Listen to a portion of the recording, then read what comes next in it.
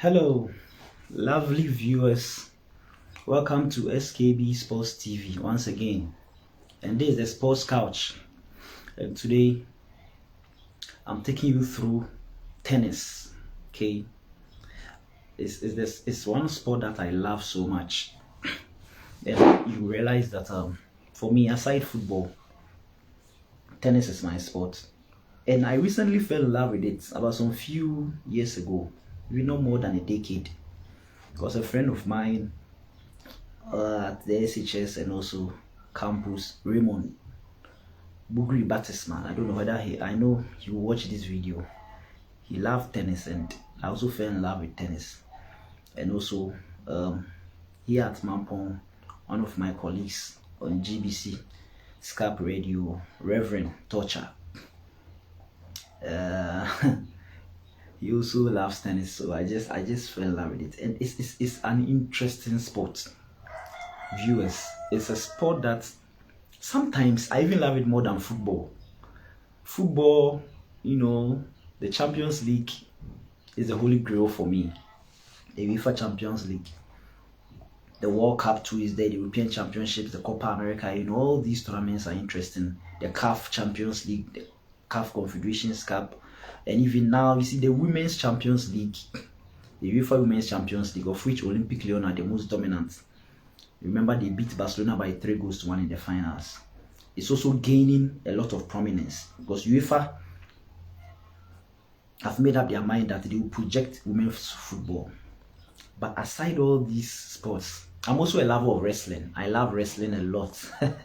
And my favorite wrestler was Undertaker. Unfortunately, he has retired. Mark Calloway. That's his real name, but his stage name was Undertaker. He was known for, his success on the biggest wrestling stage. That's the WrestleMania. He went about 21 years or 21 straight wrestling matches at WrestleMania, main eventing most of them, and never lost until Brock Lesnar beat him. That was in 2014. Yeah, so that's how it is. So I'm also a lover of wrestling and all that, but these days tennis is my second sport, and I want us to go through tennis a little bit. We all know that the second Grand Slam of the year is ongoing. The third Grand Slam of the year.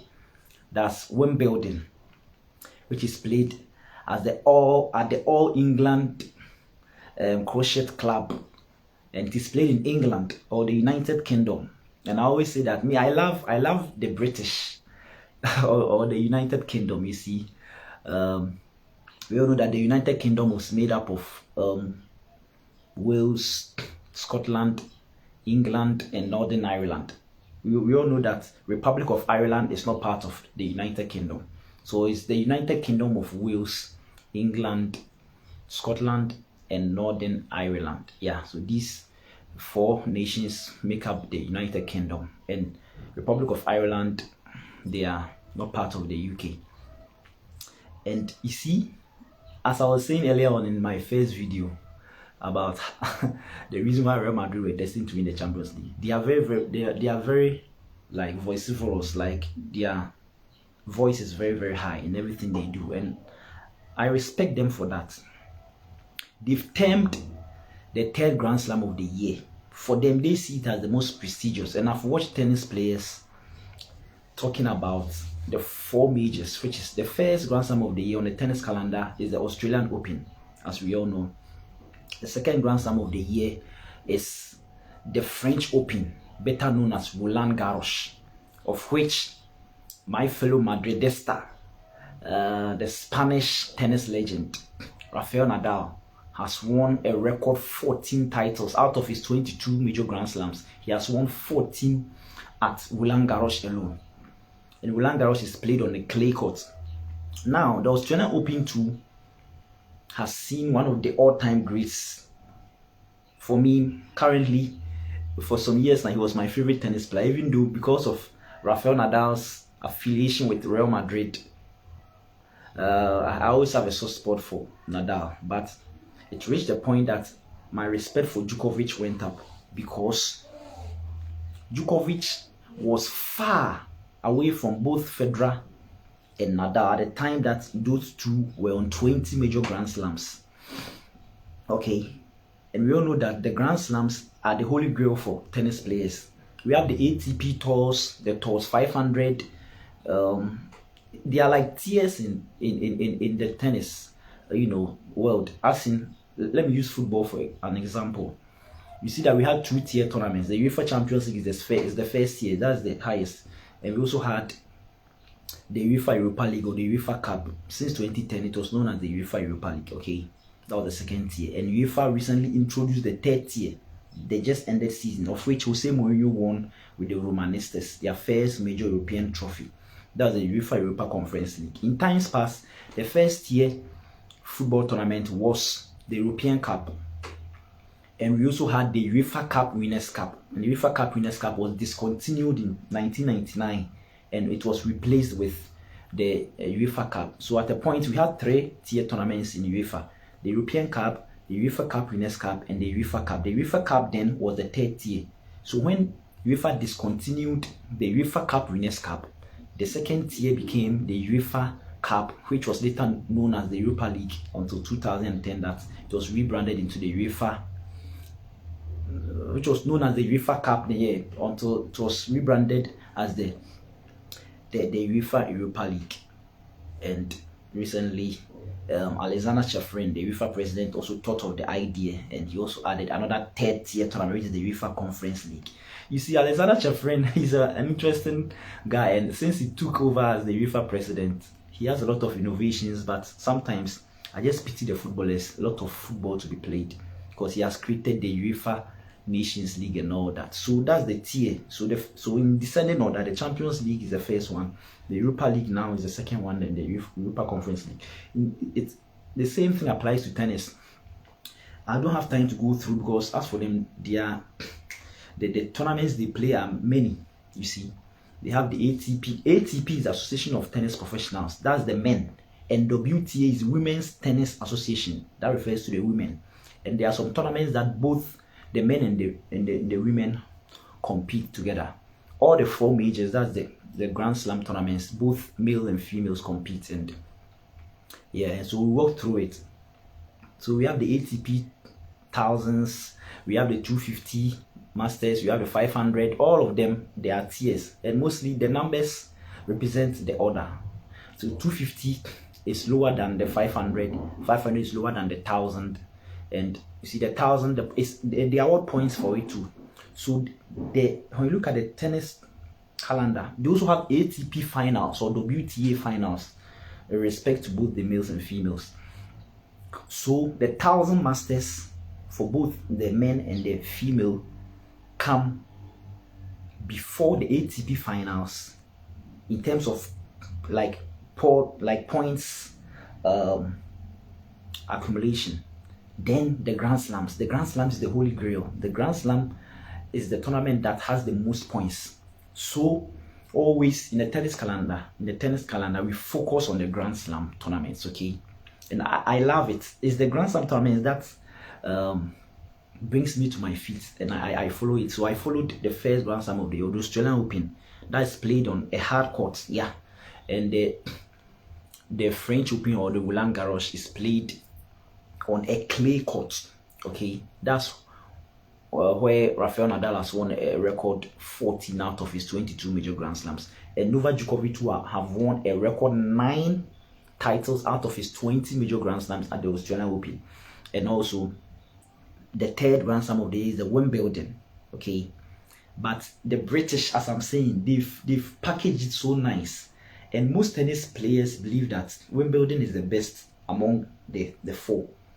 I don't know whether it's because of its branding or how it is, and it is known as the Championships.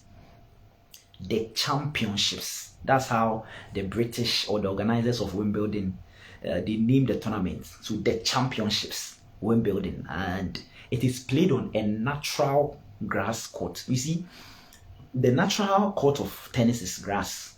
Okay, my little research I've done. That makes me understand that when tennis started, the default court or the natural court was grass, until these other courts came in, the hard court, and we have all the clay courts and all that. We all know that US Open and Australia Open are both hard courts, and the French Open is a clay court. But Wimbledon, the championships, is played on natural grass courts. So that's how it is. Today I want to talk about the Williams sisters, especially. I'll zero in on Serena Williams, one of the all-time greats in tennis, especially at the women's division. We all know that the record for most Grand Slam titles is held by Margaret Court. Margaret Court, a former Australian tennis player. She was a sensation, okay? And Margaret Court won 24 major Grand Slam titles, okay? Now, Serena Williams, the US international, you all know that she's from the United States of America. She has won 23 Grand Slam titles, and she has this desire to win that single Grand Slam title, to add it to her 23, to tie or draw level with Margaret Court. And she has done it. She has tried and attempted all this while, and still she has not been successful. It's very, very like painful for me. You know, she's old now. She's 40 years, and the recently the ongoing Wimbledon, we all know that for some while now she has not been active in tennis. So because of that, you see, tennis is all about accumulating points. You playing all these tours, and when you get to the major Grand Slams, so you do your best and your points will be accumulating. It doesn't matter how well you've done in times past. If, let's say, you are dormant for about 2 years, your points will go down, okay? So that's how it is. So Serena Williams, when she was coming into this year's Wimbledon, she didn't even qualify. She was a wild card, you see. And every tournament, especially these Grand Slams, there are people that are known as wild cards. Sometimes probably maybe because, let's say, you are from the country which is hosting that tournament, or so let's say the organizers can see you or give you a wild card entry into it, or because of your clout and how well you've performed in times past in the tournament, you see, they can give you a wild card entry. Because a wild card is someone who didn't really qualify for that tournament but has been given the chance to participate in because of, let's say, some peculiar reasons. As I said, maybe you are a homegrown talent, or let's say you've done your best in previous tournaments, and because of that, due to one or two reasons, you couldn't qualify. They give you a wild card entry into it. So that's how it is. So this season, going into Wimbledon, the first two Grand Slams, I didn't see Serena Williams partaking. So she wanted to come and attempt to win her 24th major Grand Slam title and move level with the legendary Margaret Court. So her ranking has gone very, very, very far, and now when you look at her WTA ranking coming into this year's tournament, she was 1204. And the first round is, I think, 64 matches. So I term it the round of 128 because it's 64 matches. That is 128 players, both the ATP and the WTA. So that's the first round. You play the first round, then you come and play the round of 64, which is made up of 32 matches. Then you play the round of 32, which is made up of 60 matches. Then that's the third round. So the fourth round is a round of 16, made up of 8 matches. Then you play the quarterfinals, the semifinals, and the finals. And mind you, these are not the tours.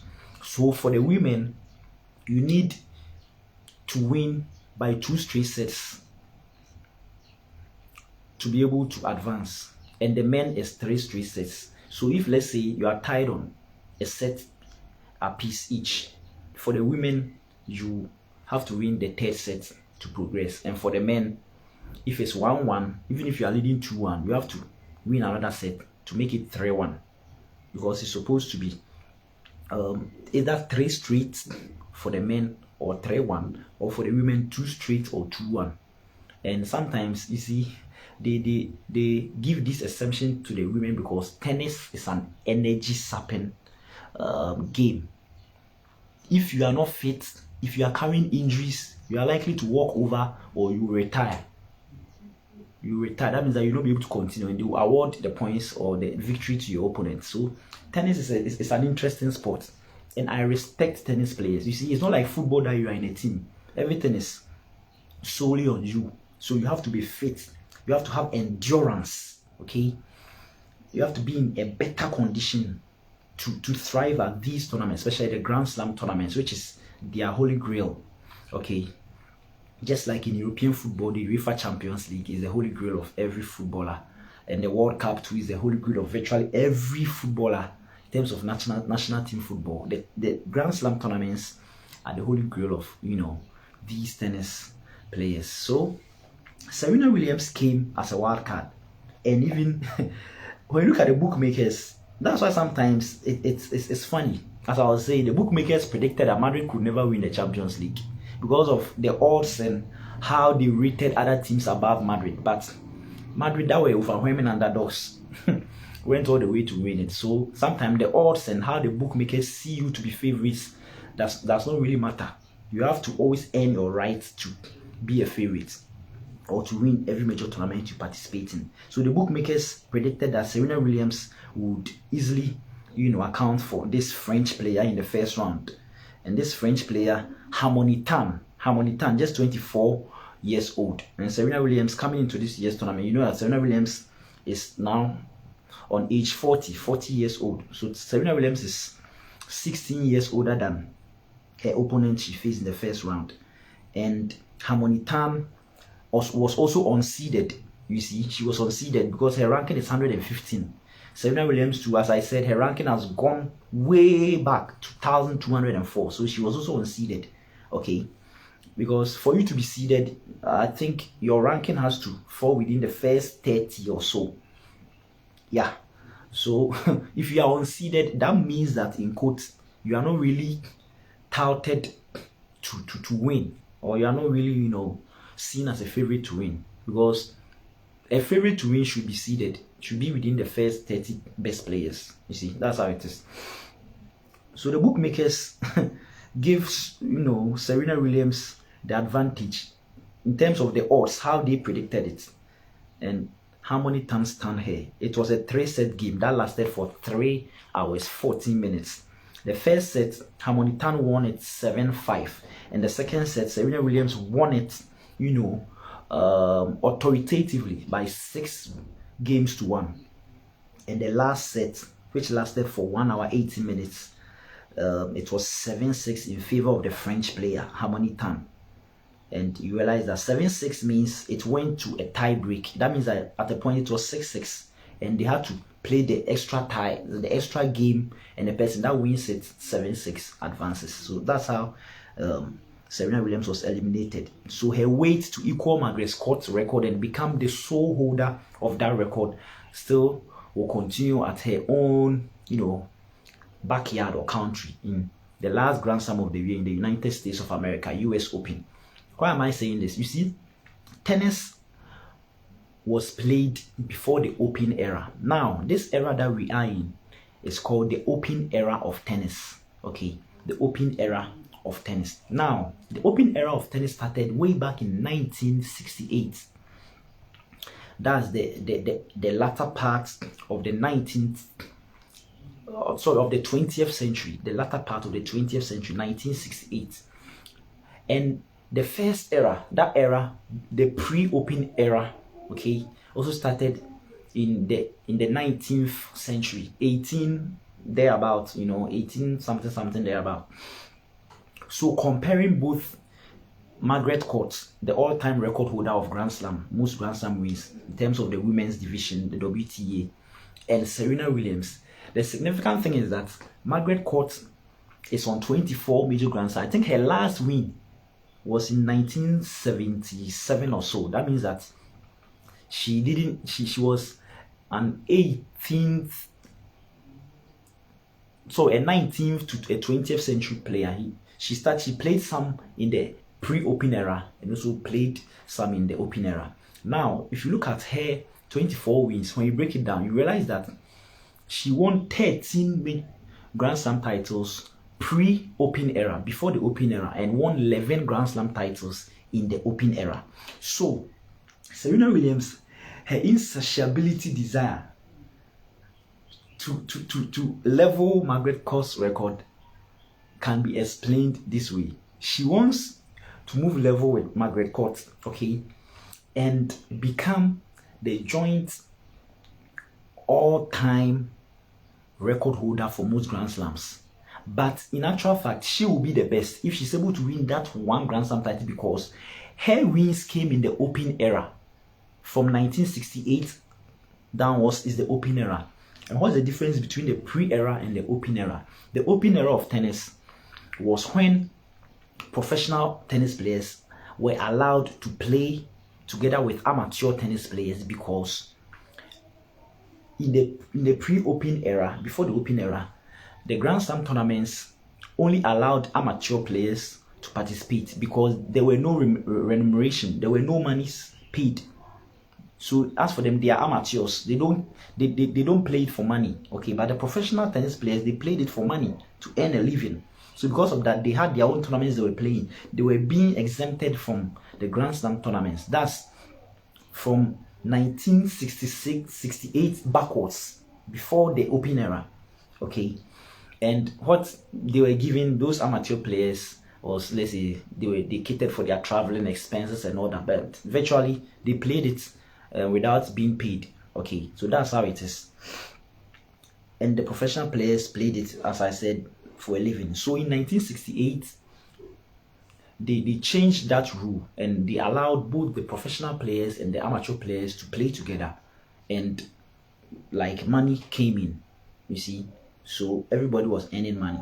So the Open era of tennis is when both the amateurs and the professional players were allowed to play together, and that started in 1968 downwards. So when you look at Margaret Court's record of 24 Grand Slam titles, which is the all-time record, as I said, she won 13 of them in the pre-Open era and won 11 in the Open era. So when you are zeroing in on only the Open era, then Serena Williams is the best ever tennis player or women's tennis player, because she has 23 Grand Slam titles in the Open era, which is even 12 more than Margaret Court's record in the Open era. But you see, the tennis association will combine everything together and just name it the all-time record holder of Grand Slams, and that's when Margaret Court leads Serena Williams, the American, by 1. And you see, since 2017 or so, she has tried and she has not been successful. And as I said, tennis is an energy sapping game, so sometimes it like you expend a lot of energy. You see, that's how tennis is. So if you are not physically conditioned to play, it's an energy sapping.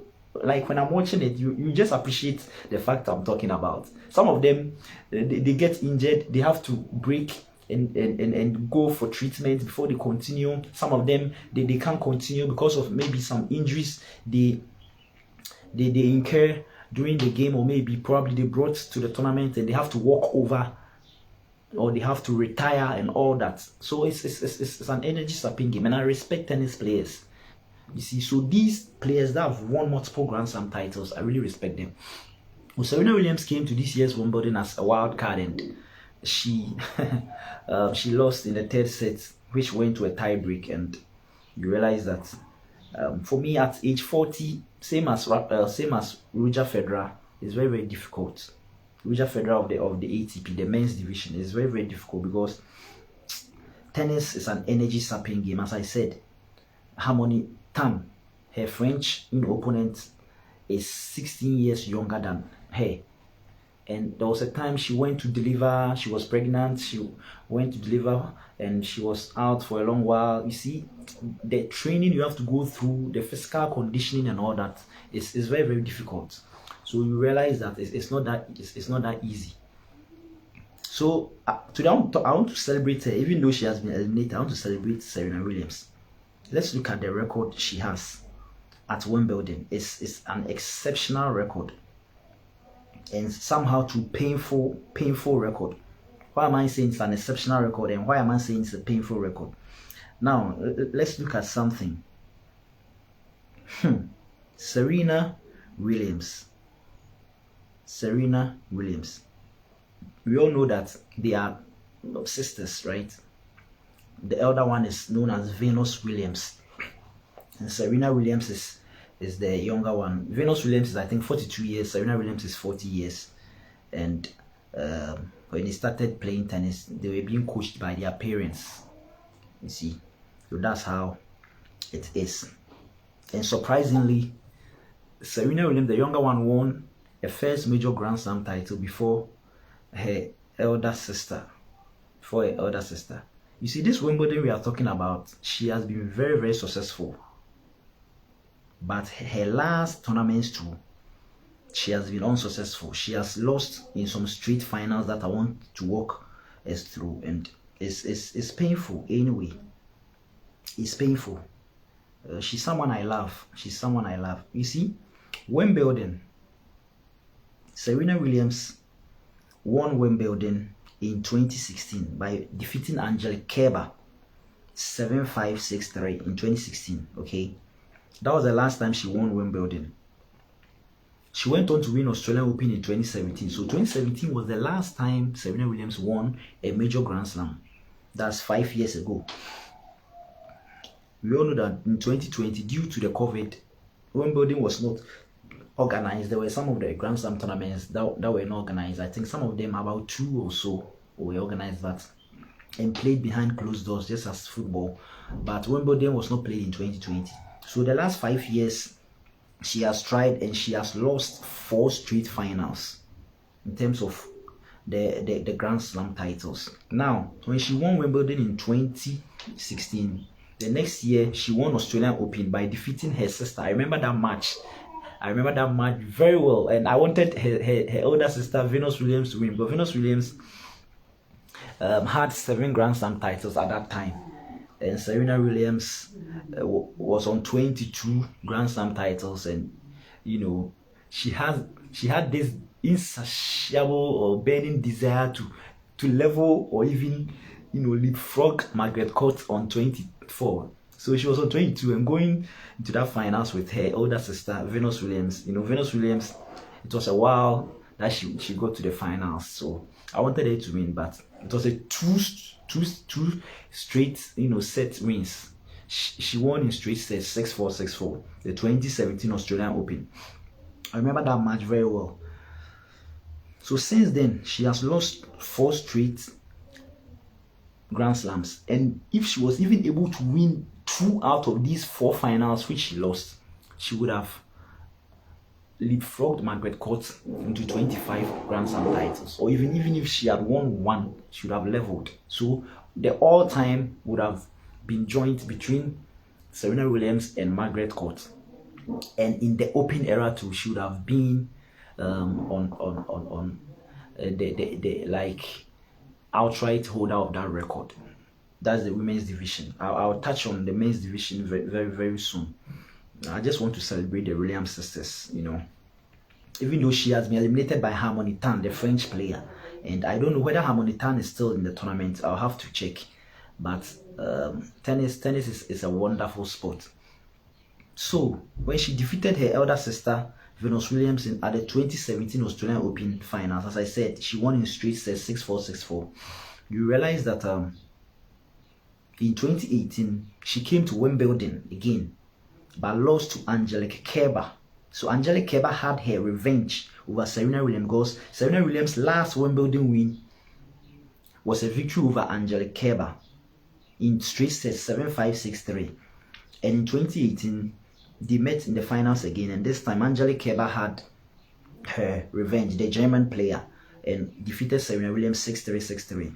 She would have the chance to, you know, play Naomi Osaka, for me one of the best young tennis players upcoming. But I think the last years she had some issues with anxiety and depression and all that, but she's on 4 Grand Slams now, and I think this up and coming tennis player, she's the tennis player with the most titles. The Japanese player Naomi Osaka, I really love that player. Serena Williams lost the 2018 US Open finals to Naomi Osaka again in straight sets 6-2, 6-4, and went to the finals again in 2019 Wimbledon and lost in straight sets again to Simona Halep. 6-2, 6-2. And her last appearance at a major Grand Slam final was the US Open final in 2019, where she lost in straight sets against 6-3, 7-5 to Bianca Andreescu. So you realize that she has done her best to at least win that one major Grand Slam to move level with Margaret Court, or even she had the opportunity to even win at least 2 out of the 4 she's lost. You see, that means that she has lost in her last 2 Wimbledon and also her last 2 US Open finals. And this is a player that won her first Grand Slam title at age 17 when she defeated Martina Hingis in straight sets 6-3, 7-6 in 1999 at the US Open, her homeland. She won her first Grand Slam title at age 17. And her Grand Slam record is she has appeared in 33 finals, won 23 and lost 10. Lost 10. That's how it is. She has lost some to her sister. I think only one final to her sister in 2001. Venus Williams defeated her younger sister Serena Williams in the 2001 US Open finals in straight sets 6-2, 6-2. I think that was Venus Williams' also first major Grand Slam. Even though she's the elder one, her younger sister won a Grand Slam title before her, and that's how it is. So, and Venus Williams too is on 7 Grand Slams, having competed in 16 finals. She has lost 9 and she has won 7. She started very well as a very good tennis player, but I think injuries set in at a point in her career that derailed, you know, her trajectory to the top. But she's one of the all-time greats on 7 Grand Slam titles. So the Williams sisters are on 30 Grand Slam titles combined. The Williams sisters, Venus Williams, the elder one, on 7, and Serena Williams, the younger one, on 23. I'm just praying at least she wins 1 Grand Slam title. Now she has to focus all her arsenal on the last Grand Slam of the year. That's US Open. That's the last Grand Slam of the year. She has time. She's old anyway, probably, but if she's able to win, I think she'll be the oldest player to win a major Grand Slam title at the women's division, the WTA. Because at age 40, these up-and-coming tennis players, they are very, very young.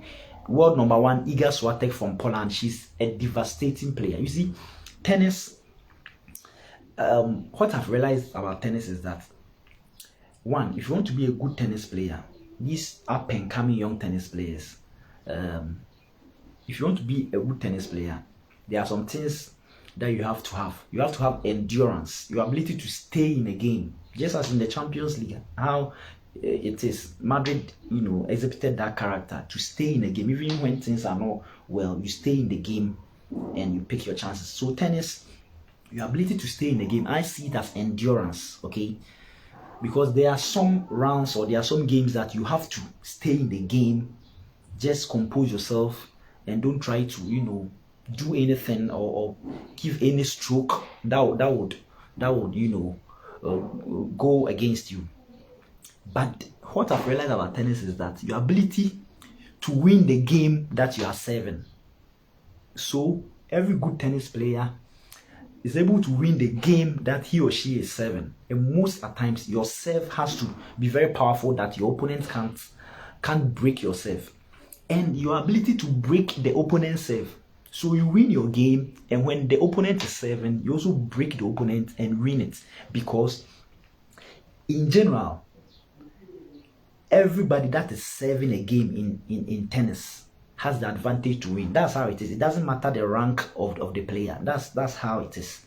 So your ability to win, okay, to win when you are serving, and your ability to also break a serve, that sets you apart from other tennis players. So these up and coming tennis players, I don't know whether there are some in Ghana here. We have to have these qualities. And when you look at these great tennis players, when you go to the men's division, Roger Federer, he was known as Roger the Tennis Federer because his way of playing was so nice. I just love how he plays tennis, and his forehand strokes, his backhand strokes, and all that. His serves are difficult to return, you see, and also you should be able to stay in the game. So these are the traits of these great tennis players. Serena Williams and Venus Williams, this is the record they have. As I said, I want to celebrate them. Do you know that every tennis player, most of them, they also have a partner that they play doubles with? You see, aside being a single player, the singles is what most of us we are concerned about, but the doubles too, people are also interested in the doubles. There's this young up and coming tennis player I'm so much in love with. She reminds me of the Venus sisters, sorry, the Williams sisters, Venus Williams and Serena Williams, when they started their tennis career at a young age. You realize that you know, at a very young age, they were very, very much energetic. The enthusiasm with which they played tennis and all that was exceptional. And as I said, they won at young ages. Serena Williams won her first major Grand Slam at age 17 in 1999.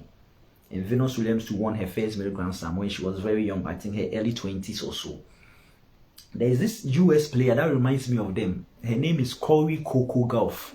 She lost to the world #1 in the last Grand Slam of the year, which was played on clay courts. That's the French Open. Iga Swiatek from Poland, a very, very good tennis player. And that final, what I realized was that Cory Coco Gauff found it difficult to return the serves of Iga Swiatek. So Iga Swiatek, her experience of serving very heavily, and Coco Gauff found it difficult to return the serves. That was the bane of Coco Gauff, and that was what propelled Iga Swiatek to win. I think that was a second major Grand Slam. All came at the French Open in 2020. Iga Swiatek, the Polish international, she's just 21 years of age. She won her first Grand Slam, major Grand Slam, and this year too, in 2022 French Open, she won her second major Grand Slam at Roland Garros. She's a very, very good tennis player. You see, we had Ashley Barty. She won 4 major Grand Slams, and now she has retired. I was watching her interview, and she was saying that what she set out to achieve in tennis has been done. You see, when you look at her background, it's not only tennis that she has played in. She's a woman of many, like, different sports. She has also thrived in other sports. So she wanted to win the Wimbledon, the championship, which is Wimbledon. She won it last year. She also wanted to win the Australian Open in her homeland, and she achieved that last year, yes, as well. And I think she won the US Open too, and I think I'll confirm, I think she also won the French Open. So she won, I think, 4 Grand Slam titles before she retired.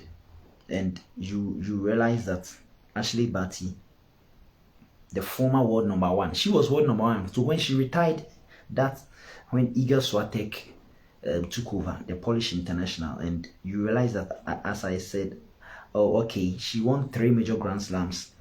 She won the Australian Open, as I said. Yeah, this year she won the Australian Open in 2022 at the start of the year, and the French Open too. She won it in 2019, Ashley Barty, and won Wimbledon last year. And the interview, she said she wanted to win Wimbledon because Wimbledon is a special Grand Slam. In the 4 major Grand Slams, she saw Wimbledon to be the best. As I said, Wimbledon, held by the UK people, the British people, or England, is virtually one of the best out of the 4. You listen to most tennis players. So because of that, when she won all those titles, it's only the US Open that she failed to win. So she retired. And she had a total career titles of 15 titles, but 3 major Grand Slams, and she retired. So that's how it is. So the current tennis players is Naomi Osaka, as I said, the Japanese, who defeated Serena Williams in the 2018 US Open. She has the most titles now, the current players playing, but she's also suffering from anxiety and depression and a whole lot of issues. So she has not been active this year. I'm just praying. She's a very, very good tennis player. Like, look at her complexion. She's like a black Japanese or so. I heard, I think her father is from Haiti and her mother is Japanese. That's how come her complexion is unique. And I think when she's able to shrug off that anxiety problems and depression issues, I think she'll be one of the best tennis players of this generation, because Serena Williams, Venus Williams, Angelique Kerber, all these great tennis players are now fading off. So it's now the era of Coco Gauff from US, Iga Swiatek from Poland, the world number one. Ashleigh Barty unfortunately has retired. I don't know whether she'll come back from retirement. And all these young tennis players, Jessica Pegula and from US, all these tennis players, Gabi Muguruza, the Spanish player who has won 2 major Grand Slam titles, and all these young up and coming tennis players. Now is their time. So I'm praying that we get another Serena Williams, another player that will dominate in terms of the women's tennis. So as I was saying, Cory Coco Gauff, her partner at the doubles is Jessica Pegula. Jessica Pegula is also a very prominent tennis player from US, and those two are partners when they are playing at the doubles. So every tennis player has his or her partner. Barbora Krejcikova, she won last year's French Open. So I fell in love with that lady. The way she plays tennis was so unique, but she's very, very good at doubles too. And I think her doubles partner was also a Czech international, just like her. Barbora Krejcikova, she's at this year's Wimbledon, and I'll follow, and we'll see which player will be able to win this year's Wimbledon, because the defending champion is no more here. As I said, Ashleigh Barty of Australia, who was the world number one before she retired, she has retired. Now the world number one, Iga Swiatek from Poland, just 21 years old. You see, the French Open final that ended recently, the most significant thing was that both players were players that were born in this century. Okay, like at the turn of the millennium. Iga Swiatek was born in 2001. Yeah. And Cory Coco Gauff, that lost to Iga Swiatek in the French Open 2022, was also born in 2004. So it was a special tournament. They are all both young, and I think they will give us the best of their lives in tennis. I'm just praying that no best player should retire again. They should continue to play. I don't know why Ashleigh Barty retired. She was so good, and on 3 Grand Slams, the sky was her limit. She could have won multiple Grand Slams and at least build her CV or her record. But she says what she set out to achieve in tennis, she has achieved it. So now she's moving to other sporting disciplines. So that's how it is. So as I said, every tennis player has her double partner. Because aside the singles, they also play doubles. So Serena Williams and Venus Williams, they are sisters, but they were also the partners in terms of doubles. And look at the record that they made. They were invincible in each of their finals they played. They didn't lose a single final at the Grand Slams in terms of doubles. They won all their double, finals. They played in 14 major finals at the Grand Slams in terms of doubles. Venus Williams and Serena Williams, and they were invincible. They won everything.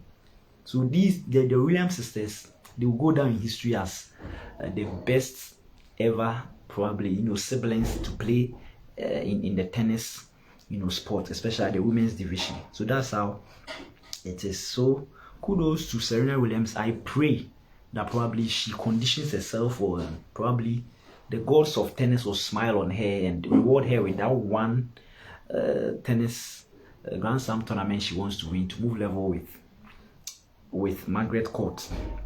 But still, she can compensate herself with the fact that in the open era of tennis from 1968 up to date, she's the player with most titles, 23. 12 more than Margaret Court's record of 11 in the open era. Margaret Court has 24, but she won 13 in the pre-open era and only 11 in the open era. And the open era of tennis is what we have come to witness now. So I think, because I doubt if Serena Williams will be able to win another Grand Slam, because of, as I said, the physical condition. Her age is a disadvantage to her, and her physical condition, how you have to, condition yourself, how you have to rid yourself of any injuries and all that, and I doubt. But I'm just praying, if she wins it, as I said, it will be a peculiar record. At her age, winning a major Grand Slam will be a peculiar record. And since 2017, she has lost 4 straight Grand Slams, including 2 Wimbledon finals. And she has been knocked out from the first round this year by Harmony Tan of France, an unseeded player. So that's how it is. Now to the men's division. Today I just focus on a calendar slam. Can Rafael Nadal complete a calendar slam? You see, now the men's division, we only focus on just 3 players, even though the other players, for me, I'm in love with this Russian player, Daniil Medvedev. But I think because of the Russia invasion on Ukraine, he has been exempted to play in some of the tournaments. So he was the world number 1. He was the world number 1 when he defeated Novak Djokovic last year in the US Open finals. Now let me talk about Novak Djokovic. And now I'll combine both Federer and Nadal, because these 3 tennis players, they've set the bar. It's very, very, very, very rare that you find 3 players in a particular sport that are pushing each other. In football, for some time now, it has been Lionel Messi and Ronaldo. They have set the bar and the others are flowing, you see.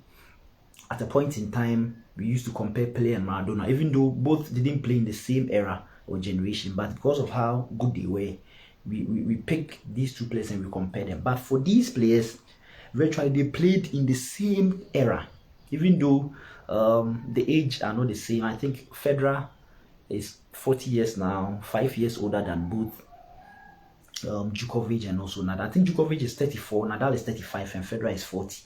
But you can compare them because they were all at their peak during the same time, you see. And it reached the point that they were all on 20 Grand Slams. You see, my respect for Novak Djokovic, for me, I love him now.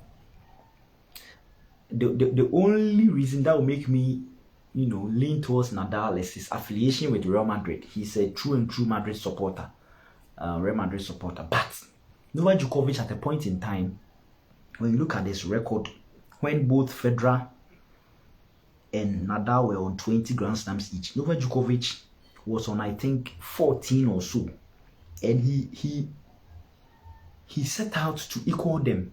And you can see how he conditioned himself, his discipline and all that. It was so exceptional. Now Novak Djokovic, from 2015 or even 2014 up to date, has contested in this number of Grand Slam finals.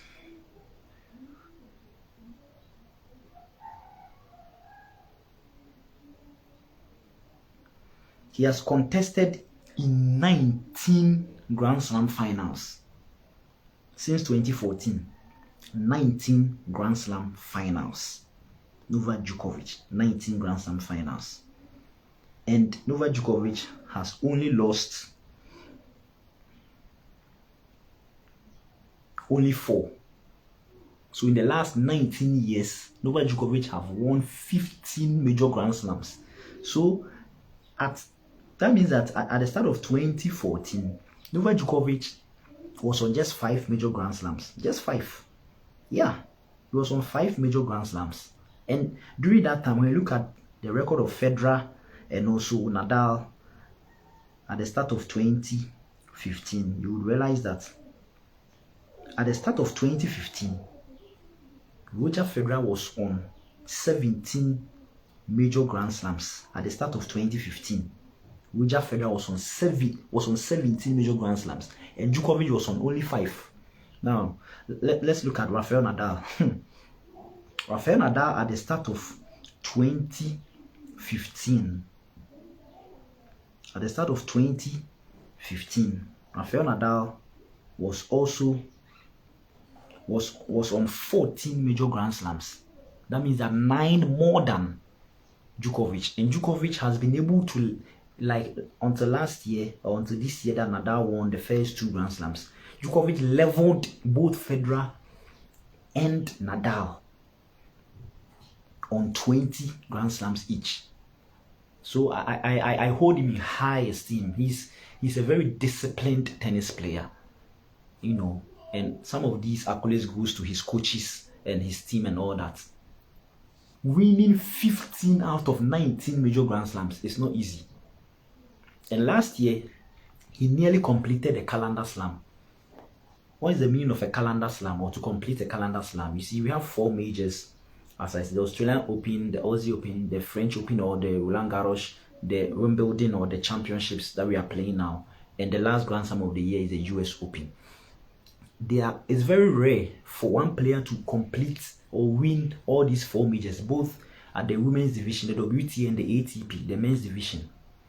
In times past, I think in the pre-Open era, there are some players both in the women's division and the men's division that achieved that accolade, and they are just few. But the competition, the level of competition in the Open era is very, very difficult.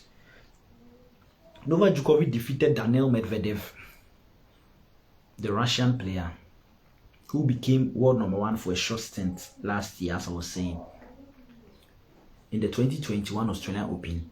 Went to the domain of Rafael Nadal, that's the French Open in France, in Paris. Because last year's French Open, Novak Djokovic was the one that eliminated Rafael Nadal. And Rafael Nadal at that time was on a record 13 major Grand Slams out of his 20. That means he's a specialist on clay courts at the French Open. And even at the beginning of that tournament, they made a monument, a statue to celebrate Rafael Nadal and to like reward or award him or recognize him as the best player on their court, that French, you know. And you realize that he went there, met Nadal on his favorite court. Djokovic is the one I'm talking about. Met Nadal on his favorite court and defeated him in the semi-finals. And I think he went to the finals and played this Greek player. At that time, he was world number 5, Stefanos Tsitsipas. And Stefanos Tsitsipas won the first 2 sets. So Djokovic dropped the first 2 sets in the finals, came back, leveled it, and won in the 5th set. So he dropped the first 2 sets in the finals of the 2021 French Open and won 3-2 after dropping the first 2 sets. And went to Wimbledon in England and won it. So he won the first 3. So the last Grand Slam of the year, the US Open, if he had been able to win it, he would have completed the calendar slam and would have moved away from both Federer and Nadal on 20. Because at that time, at the start of 2021, Djokovic was on 17 Grand Slams. Both Nadal and Federer were on 20 Grand Slams. Okay, so he won his 18th Grand Slam at the Australian Open in 2021, won his 19th Grand Slam at Roland Garros, the French Open in 2021, and won his 20th Grand Slam title, leveling both Federer and Nadal at last year's Wimbledon. So if he was able to complete the calendar slam by winning all the 4 majors, he would have been the first out of those 3 to win, to move away from the 20 Grand Slams. But unfortunately, Daniil Medvedev played one of his best ever tennis, like at a Grand Slam, and defeated Novak Djokovic in straight sets by beating or defeating him 3 straight in straight sets. And at the end of that tournament, he was crying because he wanted to achieve that record. But also, when he was explaining, the reason why he was crying was that he was so tired and exhausted from that season, because you see, he went to the Olympic Games last year. You see, Tokyo 2020, due to COVID, it was played in 2021, and after winning the first 3 Grand Slams, he went to the Olympic Games again to go and expend energy, and I think he lost in the semi-finals or finals to this German player, Alexander Zverev. He couldn't win the gold medal, and these 3 players, Federer, Djokovic and Nadal, it's only Rafael Nadal that has a gold medal at the Olympic Games, which is also a special accolade to his name. Djokovic couldn't win the gold medal for his country, Serbia, and before he came to the US Open and lost to Medvedev, the Russian player, who later on became world number 1. And I think due to the Russian invasion of Ukraine, because of that, they've been omitted from so many of the Grand Slams this year. So now Novak Djokovic is back as the world number 1. So he couldn't complete the calendar slam last year, but he leveled both Federer and Nadal on 20. So my respect for him is so high. If you look at his journey to equaling these grades, he's one hell of a tennis player. But this season, you see, he didn't want to take the vaccine. And his own favorite court, Australian Open, he went there at the beginning of this year. There were news that came that he will be exempted. He'll be given a special, treat to be allowed to play, even though he has not been vaccinated. But later on, the Australian government came in and he was told that if he doesn't take the vaccine, he will not be allowed to play or defend his title. And that's his favorite court. Out of his 20 Grand Slams, he had won a record 9 titles at the Australian Open. And I always said that if Djokovic came to this year's Australian Open, he would have won his 10th title. There was no way Nadal could have won this year's Australian Open had Djokovic been allowed to play. So because he was exempted, Nadal went and won it. I think Roger Federer, as I said, tennis is an energy sapping game. And he's also 40 years, just like Serena Williams. And Roger Federer couldn't make it to this year's Australian Open, if my memory serves me right. So Nadal had an easy route, even though it wasn't easy, but because he was the overwhelming favorite and he was able to win his 21st Grand Slam title.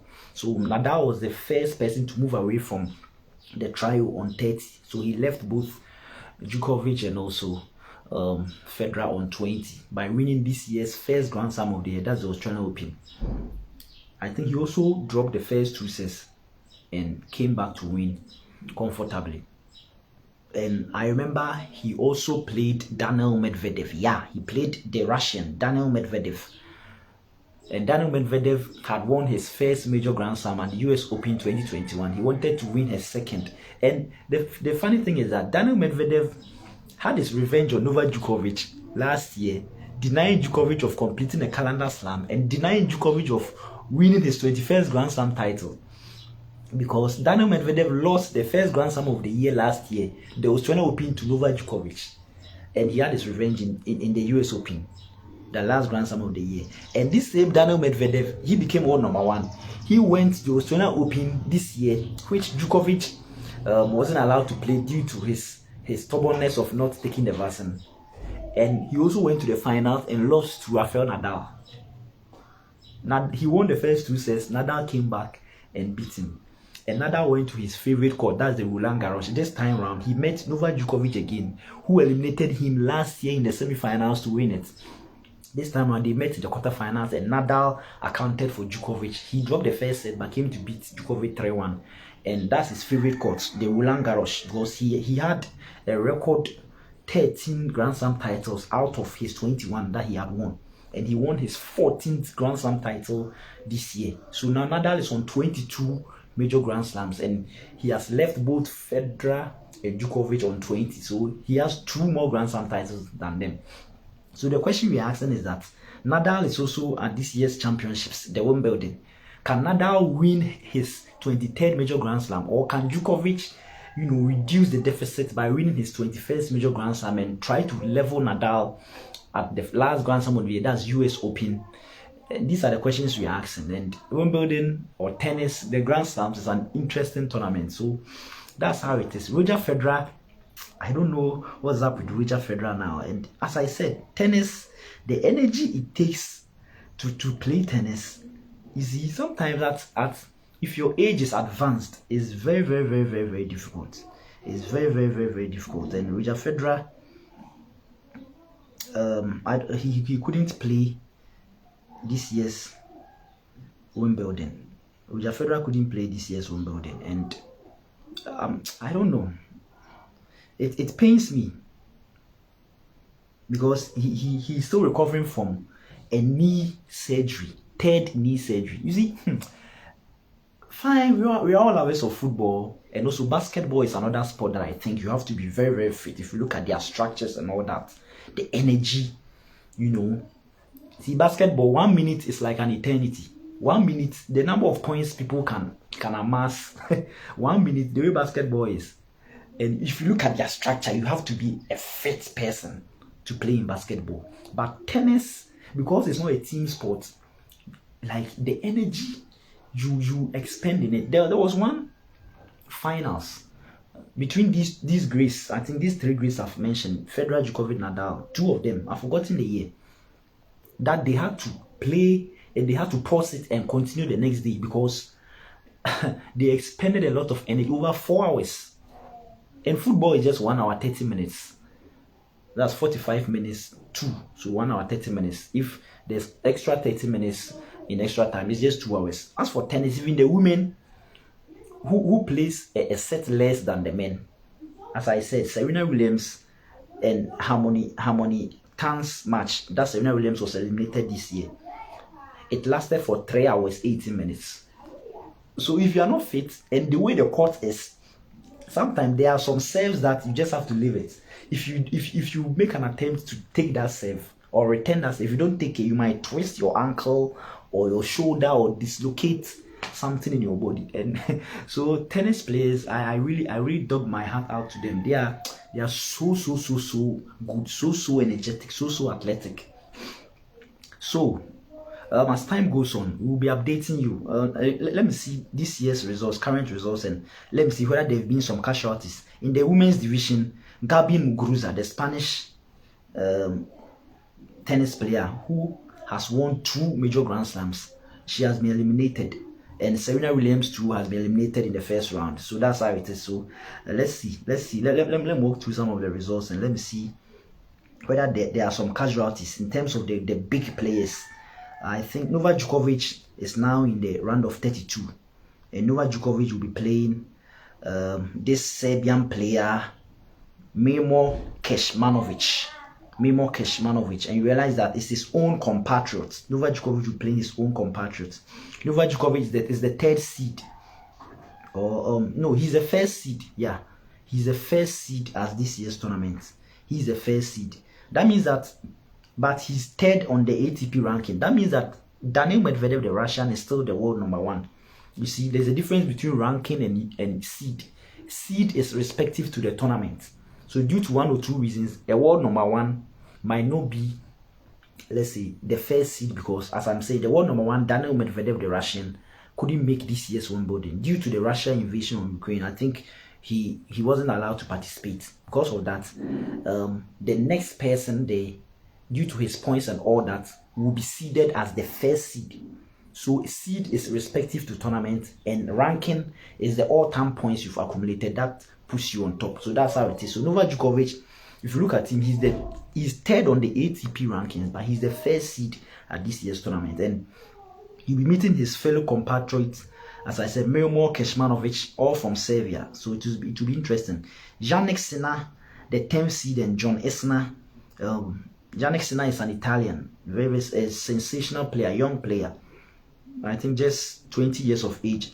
And John Isner too is a veteran player, 37 years of age, and I tip Jannik Sinner to advance. Let's look at some other matches. Okay, so Nadal. Let me look at Nadal. Nadal is yet to play his 2nd round match, and Nadal is currently the 2nd seed at this tournament, and he's the 4th seed overall. The 4th on the ATP rankings, but he's the 2nd seed at this year's Wimbledon. He'll be playing an unseeded player from Lithuania. That's Ricardas Berankis, and I expect Nadal to account because Nadal's first round match against the Argentine, I think Nadal won 3-1. Yeah, the unseeded Argentine Francisco Cerundolo. Nadal won 3-1 in the first round. I expect Nadal to account for this Lithuanian unseeded player. So Nadal and Djokovic are still in, and Harry Fritz from US is also in. He's 11th seed. I think currently their match is ongoing. He's playing an unseeded player, Alistair Gray from the United Kingdom of Great Britain, and Harry Fritz now from US is leading in I think two sets now. Yeah, he's leading 2 sets. So I think Harry Fritz, the 11th seed, very good young player, he will also win his match. Just 24 years of age. So there are these players that we'll be looking up to: Alexander Zverev, Stefanos Tsitsipas, Nick Kyrgios, all these players, Diego Schwartzman, you see, all these players are part. And I think the Wimbledon, as we are getting to the round of 16 stage, the quarterfinals, that's when it becomes very interesting. So as I said, due to a knee surgery which Roger Federer is recovering from, he couldn't make this year's Wimbledon. So Federer, if he doesn't condition himself well, or if he doesn't retire, it's same as Serena Williams in the WTA. Serena Williams is 40 years now. Okay, Serena Williams is 40 years now, and you realize that it's not easy. It's not easy for you to win a Grand Slam title at that age. And Roger Federer, I think it's also 40 or even 41. Roger Federer is also 40 years, you see. And you see, when you are getting old, in sports in general, football, we all know, when you are getting old, you find it difficult to recover from injuries as compared to a younger lad or a younger person. So that's how it is. And it pains me because Roger Federer, the way he plays tennis, the swag with which he holds, his rackets, his backstrokes, his front strokes, like when he's in his groove, it's very difficult to retain his serves. Roger Federer, and he was known as Roger the Tennis Federer. The name, he was touted as tennis. And since he won his 20th Grand Slam title, way back, when you look at Roger Federer, he won his 20th Grand Slam title at Wimbledon. No, at Australian Open by defeating Marin Cilic from Croatia. Yeah.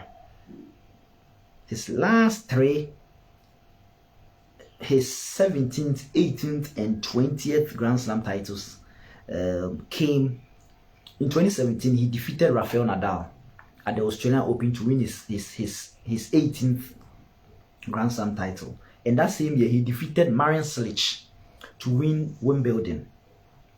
Okay, that was his 19th. And the following year, he defeated Marin Cilic again to win his 20th. And the following year, in 2019, he lost to Novak Djokovic at Wimbledon again in 2019. So the last time Roger Federer made a finals of a major Grand Slam is in 2019 when he lost to Novak Djokovic.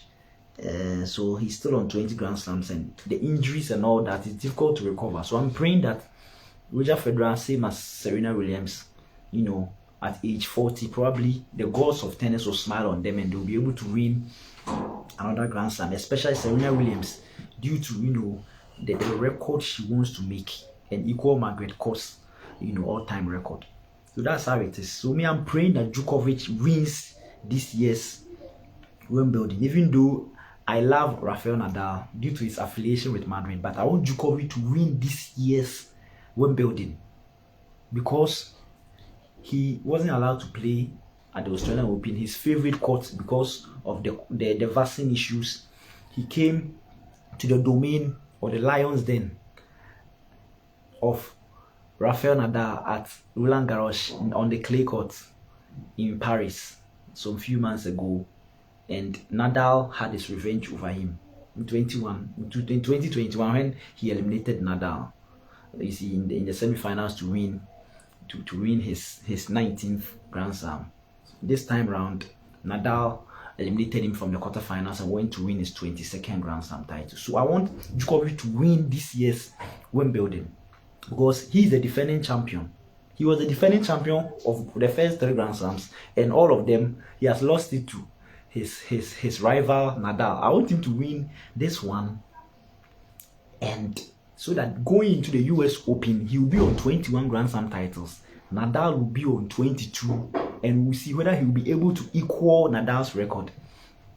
You see, when you look at Serena Williams has fared very well on his home soil. That's the US Open. I think he has won 5 Grand Slam titles or 6 Grand Slam titles there, if my memory serves me right. Let me see. Serena Williams have won 5 Grand Slam titles at the US Open, you see, and she has won 7 at Wimbledon. I think she's the second in terms of in the Open era. She's the second, athlete or tennis player with the second, like she's second on the all-time record. When you look at Wimbledon, this US Czech player Martina Navratilova is the player. Yeah, Martina Navratilova.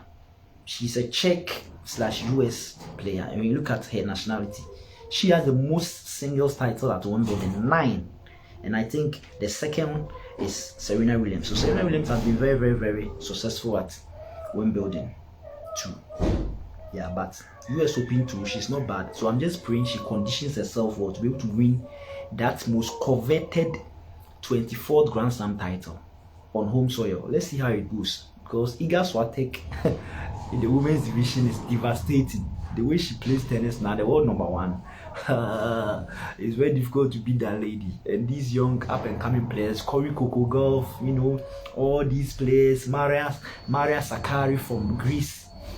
You see, all these young tennis players are there. Barbara Krejcikova from Czech Republic. All these players are there. And in the men's division, as for the men's, for me, I always see Djokovic, Federer, and Nadal. If they're in their groove, I always see them as the favorites, because these young tennis players, aside the world #1, the Russian Daniel Medvedev, that has been able to, you know, challenge them, and at least he has been able to break their dominance to win 1 Grand Slam title.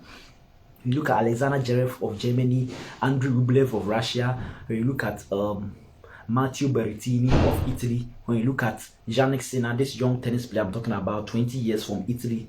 When you look at Harry Taylor Fritz from US, when you look at all these players like this player Stefanos Tsitsipas from Greece, that player, he always loses Grand Slam finals to these 3, and especially to Nadal and also to Djokovic. And you see, these young tennis players, they should be able to do something to end the dominance of these 3, else these 3 will always be winning. So that's it. And soon we'll be getting to the business end of Wimbledon, and we'll walk you through it. I'm so glad that Nadal and Djokovic are still in it, and we'll see. For the women's division, I think world #1 Iga Swiatek is still part, and for me, I tip her to win it. Because the way she plays tennis is devastating. For the women's division, this Spanish player Paula Bardoza Gebet. I just love the Spanish because of my affiliation with Real Madrid. So everything Spanish, I just love it. So I love all the Spanish players, also the American players too. Because of Serena Williams and Venus Williams, what they've done in times past, the American tennis players too. I have soft spot for them. So I'm so happy that Paula Bardoza Gebet has, you know, advanced. And if you, let me see, yeah, Paula Bardoza Gebet, the 4th seed, will be meeting Petra Kvitova. Wow, that's a nice match. Angelique Kerber is still in. Maria Sakkari is in. You get Jennifer Ostapenko. All these players are still. And then you realize that the world #1 Iga Swiatek is yet to play her match against this unseeded Dutch player Leslie Patinama Kerkhoff. I just tip Iga Swiatek to win in straight sets. So that's how it is. Let me look at my favorite tennis player, Cory Kokogov. Simona Halep from Romania is in, and Cory Kokogov is yet to play today. She's the I think she's the 11th seed and 12 on the WTA rankings, but she's the 11th seed at this year's Wimbledon, and she's just 18 years, and she reminds me of the Williams sisters, Venus and Serena, when they started their tennis career, how young they were and how enthusiastic and athletic they were. You see, she reminds me of them, and you realize that I just love her. She has won some titles, but she's yet to win a major Grand Slam. You see, you can win so many titles, these tour, WTA tours, ATP tours, and all those things, but until you win a major Grand Slam, that's when your name, like you certify yourself as an elite tennis player. And she was born in 2004, as I was saying earlier on.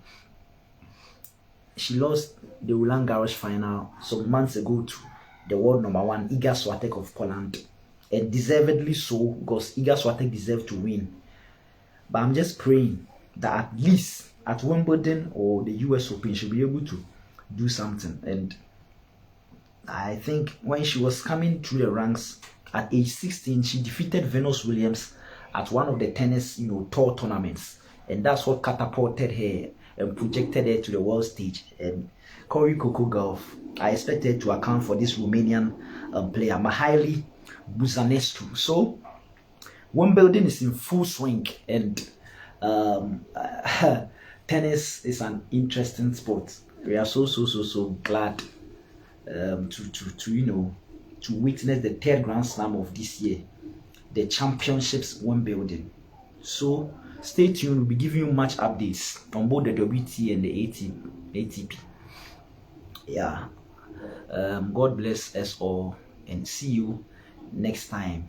As I said, we'll be going through tennis and also football, and I'll make a video for my Chelsea fans. They think I hate Chelsea. I don't hate Chelsea, but I've realized that Chelsea fans, they like talking too much. That's why during the early 2000s, there was this video game that we used to play, Pro Evolution Soccer. When Hernan George Crespo, one of my favorite strikers of all time, I just love that strike. I just had a soft spot for Hernan George Crespo, and it always pains me that he lost the 2005 finals to Liverpool in Istanbul, in a final that he had a brace, you see. And up to date, he's part of the players that never won the Champions League, who have gone into retirement. You see, when Hernan Crespo went on loan to Chelsea, I fell in love with Chelsea, and when I was playing those video games, I always used Chelsea because of Hernan Crespo, you see. So Chelsea is